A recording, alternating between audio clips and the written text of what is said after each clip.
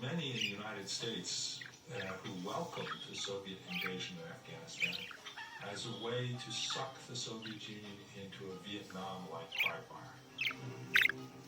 The US strategy is that the Japanese game's go. In order to weaken the Soviet Union, it isolates it by playing the card of religion.